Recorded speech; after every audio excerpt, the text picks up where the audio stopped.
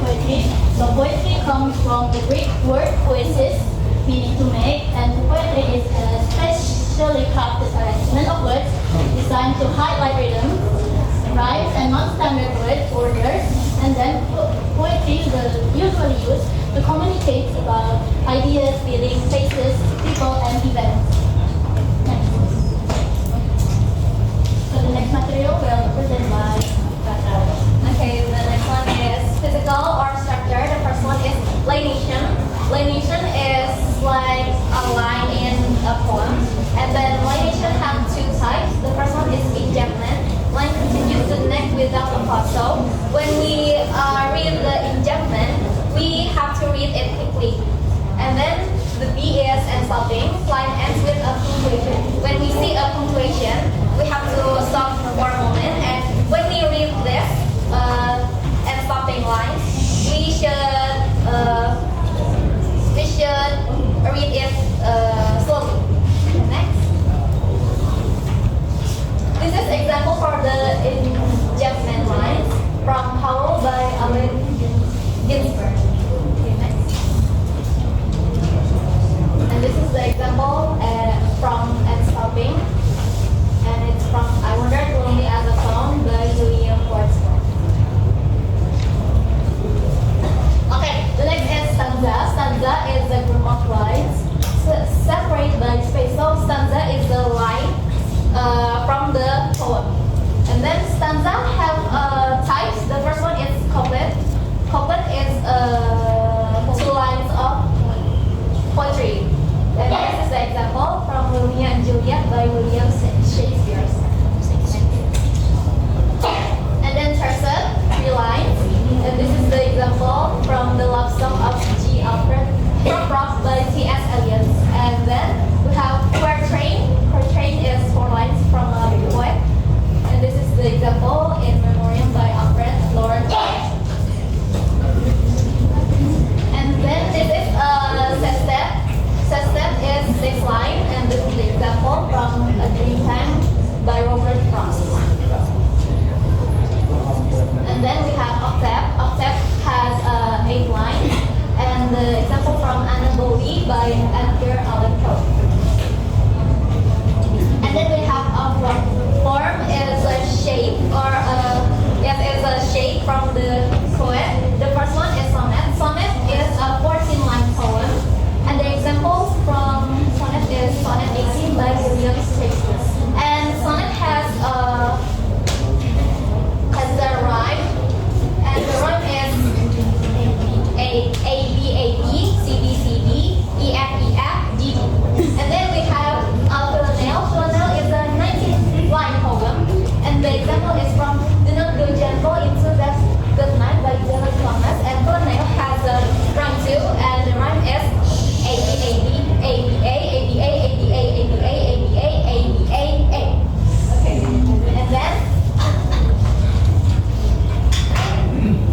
and then this is the example from Sonnet 18, and this has 18 lines. And then Do Not Go Gentle Into That Night. We have, that 19 lines. Okay, next.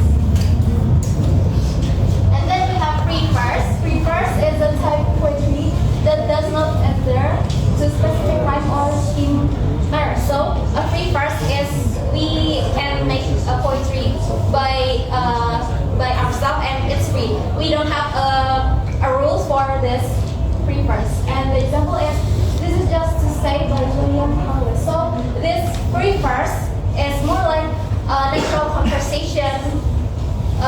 So it doesn't have a rules for the pattern.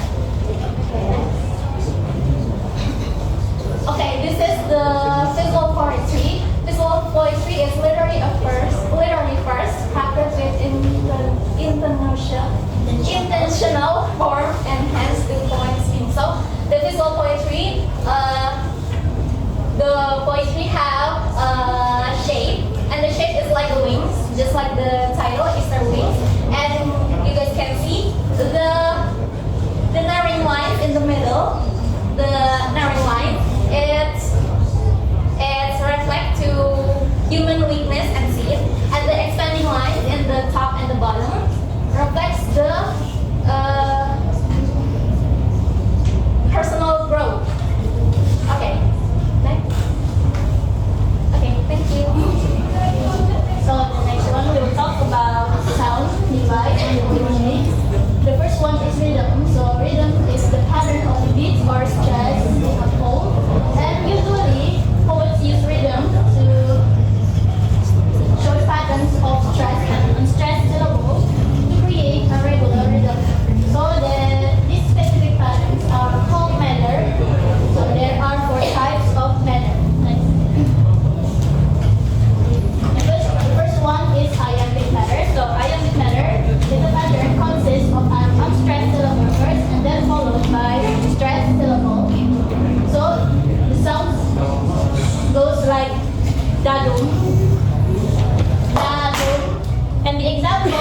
Sonnet 18 by William Shakespeare.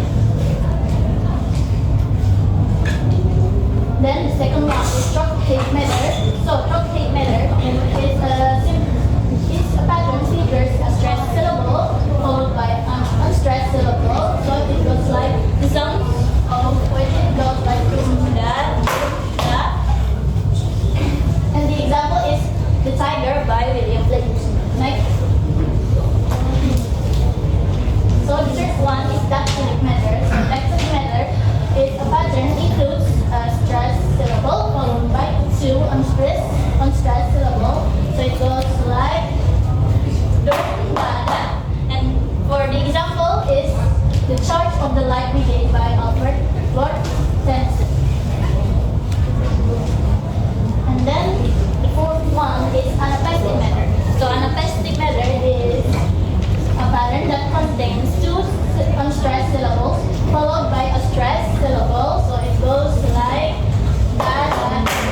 And the example is The Destruction of Sennacherib by Lord Byron. Next.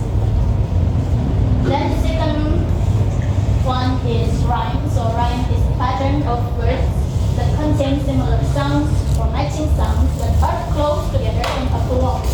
Then rhyme is about the repetition of the same or similar sounds, usually in stressed syllables at the ends of lines, but sometimes it also occurs within a line. So the first one is about end rhyme. So end rhyme is where the repetition of the same sound occurs at the end of lines, as you can see. Call and Pitfall, Tread and Fret from The Black Sheep by Richard Burton. Next. Then the second one is internal rhyme. Internal rhyme. So internal rhyme is the repetition of the same sound occurs within a line, as you can see from the see and he and right has the same sound. Next. Then slant rhyme. So slant rhyme is a repetition of sounds occur at the ends of lines that have similar vowel sounds but not exactly the same consonant sounds. So as you can see from grass and patch has the same vowel sound but it has different consonantal sound. Next. Then the third one is onomatopoeia. So onomatopoeia defined as a word which imitates the natural sounds of a thing. So onomatopoeia creates a sound effect that mimics the thing described, making the description more expressive and interesting. And here is the example from Under a Telephone Pole by Carl Sandburg. As you can see, the humming and thrumming part is a mimicry to the sound of electricity passing the wires. Then, alliteration. Alliteration is the repetition of the same consonantal sound in several words placed close together or stressed syllables, for example, on the same line of a poem to create an image and sound effect, either gentle or harsh. Then, alliteration is about word group where most of the words start with the same sound. Then, here's the example. Then, 5 is about assonance. So, assonance is the echoing or repetition of vowel sounds A, E, I, O, U rather than consonants, so to create an image. And then assonance is the creation of a sound effect by combination of vowel sounds. Then here is the example, as you can see. And then 6, consonants. So consonants is the repetition of consonant sounds within or at the end of words. For the example, it's from The Tiger by William Blake. Next. Next is figurative language. So figurative language is when words don't mean like they say. There are 4 types of figurative language. Number 1 is simile. Number 1 is simile. Simile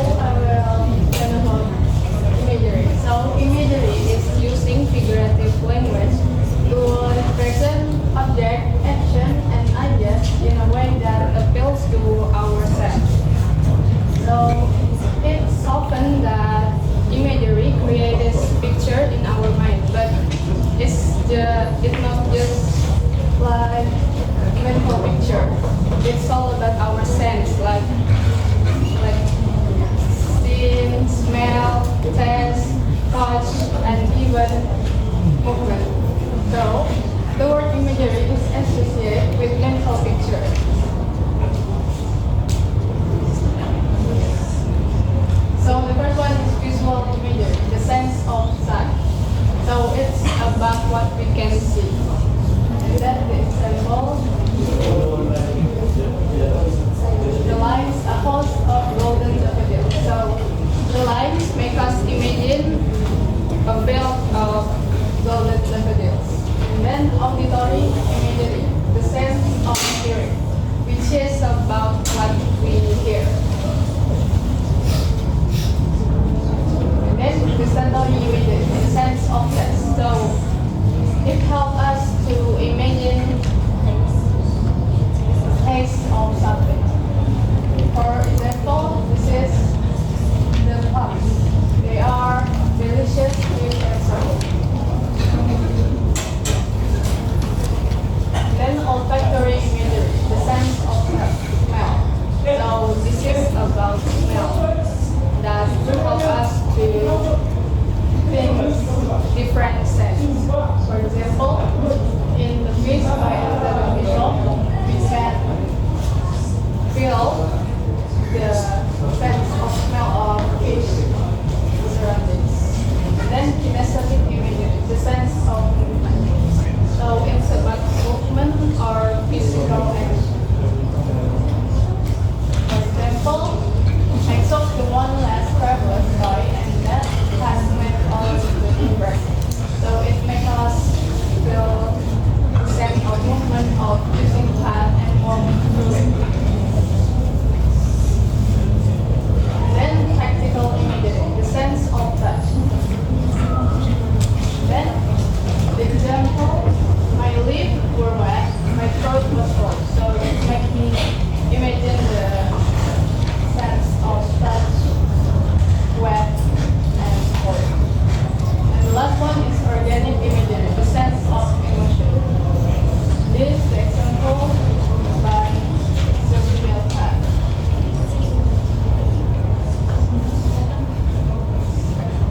So, in conclusion, learning about the key parts of poetry, how it sounds, it shapes, and the way it uses words help us better appreciate how poets can create their work.